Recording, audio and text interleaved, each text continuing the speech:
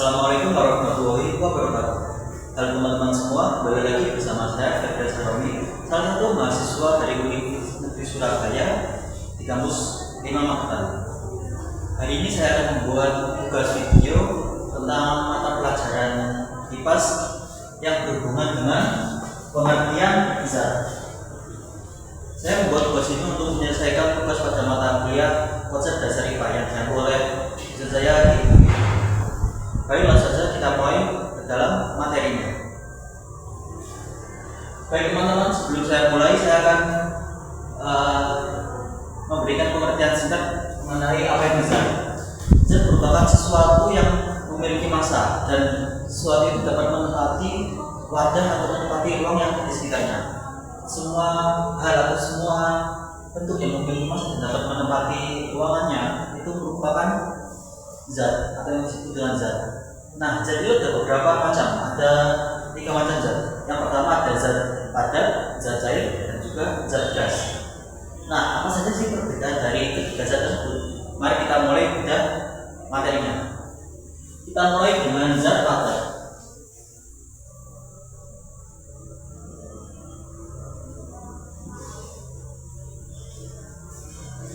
Zat padat merupakan zat yang memiliki volume tetap dan juga tidak dapat menempati semua ruang pada wadahnya. Zat padat sendiri memiliki karakteristik yang lebih kaku atau lebih keras dibandingkan dengan zat yang lainnya. Oleh sebab itu zat padat ini sering dikaitkan dengan zat yang diperlukan pada kehidupan rumah tangga yang tidak dapat atau tidak mudah untuk dibentuk atau diubah volumenya. Zat padat sendiri memiliki karakteristik seperti berikut.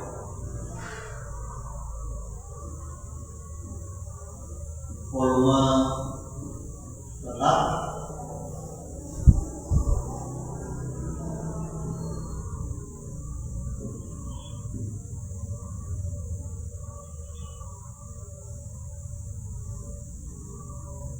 tidak dapat atau mudah berubah bentuk,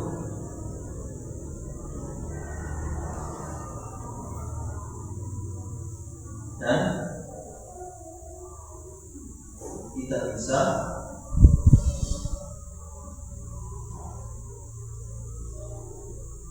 mengisi seluruh ruang. Nah, ini merupakan salah satu dari berbagai macam karakteristik dari benda padat. Yang pertama, volumenya tetap, karena benda padat itu tidak dapat atau tidak mudah untuk berubah volumenya. Mau kita itu remas dengan sama tenaga, kemungkinan besar benda padat itu volumenya tetap segitu dan juga tidak mudah berubah bentuknya. Mau kita remas dengan sebuah tenaga, maka benda padat itu akan berbentuk seperti ini dan juga tidak bisa mengisi seluruh ruang. Jadi kalau kita masukkan benda padat itu ke dalam ruangan yang berlubang, maka ruangan tersebut tidak dapat terisi sepenuhnya oleh benda padat tersebut. Nah, contoh dari benda padat ini, yang pertama ada seperti papan tulis ini. Papan tulis, ada juga meja, lemari, sapu, dan juga yang lain-lain. Ya, peralatan rumah tangga yang biasanya kita temui itu merupakan salah satu dari benda padat. Nah, apa sih kegunaan dari benda padat itu? Seperti yang saya bilang tadi, benda padat itu dapat digunakan dalam membuat perabotan rumah tangga dan juga untuk material bangunan yang membutuhkan fondasi yang kuat. Itu semuanya merupakan benda padat, merupakan unsur dari benda padat. Setelah benda padat, kita beralih pada benda cair.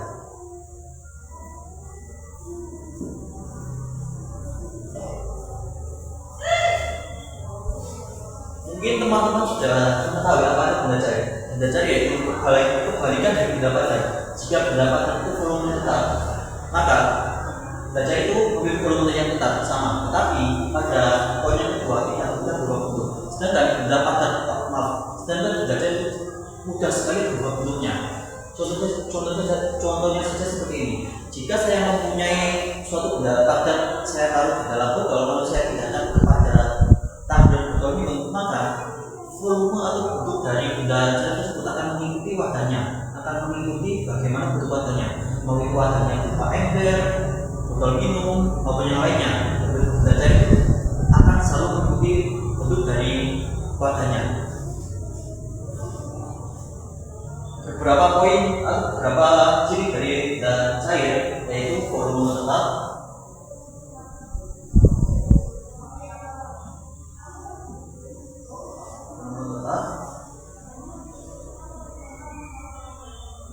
mudah berubah bentuk,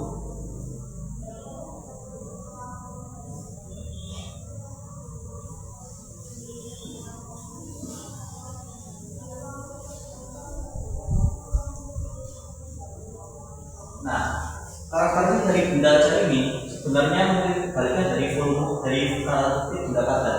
Yang pertama volumenya tetap sama, tapi yang poin kedua dan juga berbeda, bisa berubah bentuk dan juga mudah mengisi semua ruang. Dan contoh dari benda cair ini kita sudah mudah menemukannya di kehidupan sehari-hari. Contoh mudahnya itu seperti air. Air kalau kita masukkan ke dalam botol minum aqua, maka bentuk dari air tersebut akan menyesuaikan bentuk atau model dari botol aqua tersebut. Tetapi jika kita pindahkan itu ke wadah ember atau kayu, maka benda cair tersebut itu akan mengikuti bentuk dari segala tersebut. Meskipun gaya itu berbentuk hati atau bentuk love, maka air tersebut juga akan berbentuk love mengikuti bentuk dari si air tersebut. Selain air, ada juga beberapa benda cair yang kita temui di kehidupan sehari-hari seperti oli pada sepeda maupun bensin yang biasa dipakai untuk bahan bakar kendaraan. Nah, yang terakhir yaitu ada benda gas.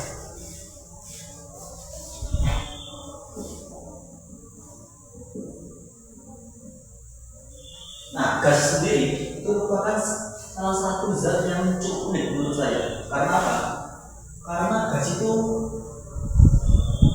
memiliki volume yang dapat berubah dan juga kita tidak dapat melihat bentuk dari benda atau dari zat gas tersebut. Saya akan tuliskan karakteristiknya terlebih dahulu.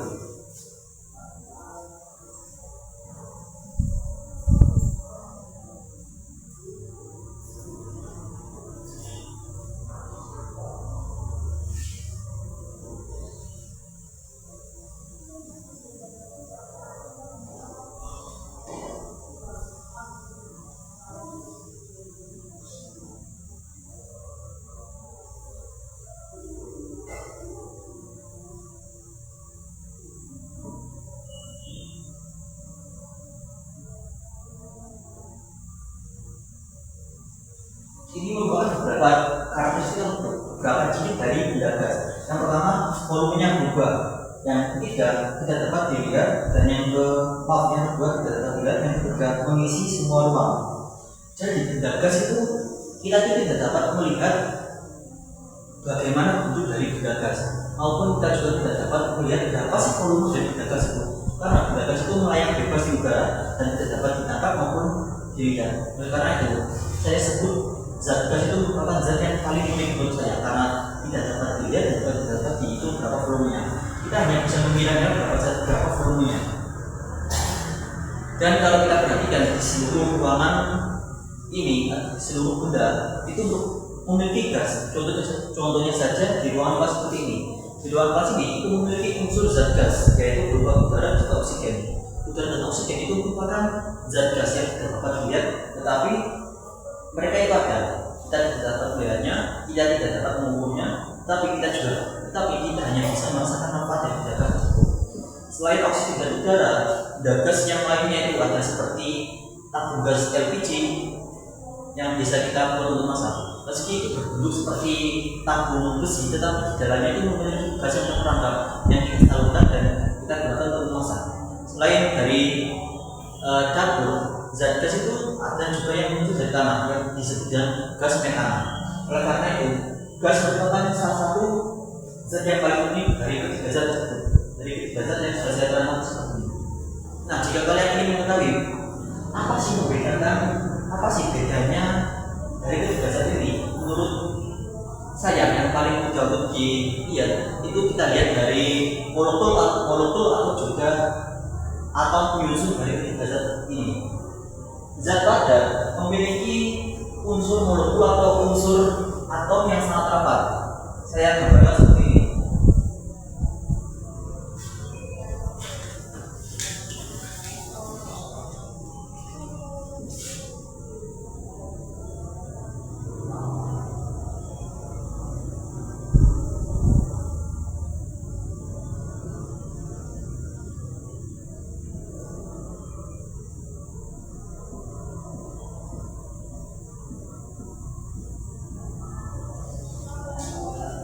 Ini merupakan ilustrasi molekul penyusun dari zat padat ini. Kita lihat titik-titik atau bulatan yang di dalam kotak ini. Ini merupakan atom atau molekul penyusun dari zat padat. Ini molekul ini itu sangat rapat sekali. Jadi oleh karena itu mengapa zat padat tidak dapat tidak mudah berubah bentuk dan juga memiliki volume yang tetap? Karena molekul atau atom penyusun dari zat padat ini memiliki kerapatan yang sangat tinggi sekali. Kita lihat ini sangat jarang tercelah di antara molekul-molekul ini. Molekul ini saling mengisi sama lain. Oleh karena itu, zat padat merupakan zat yang paling keras di antara zat yang lainnya. Sedangkan zat cair memiliki ilustrasi seperti ini.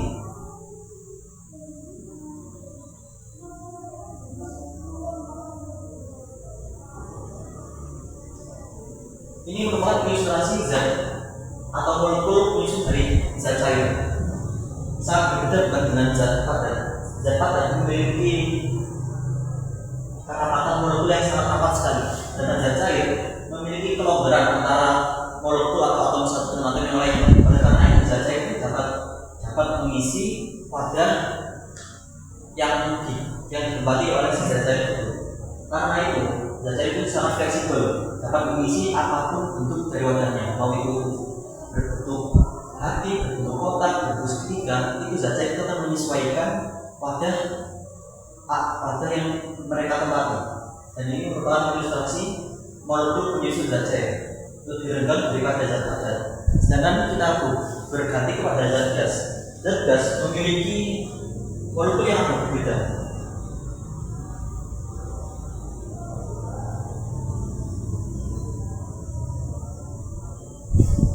Nah, ini merupakan contoh ilustrasi molekul dari zat gas. Lebih rendah daripada zat cair.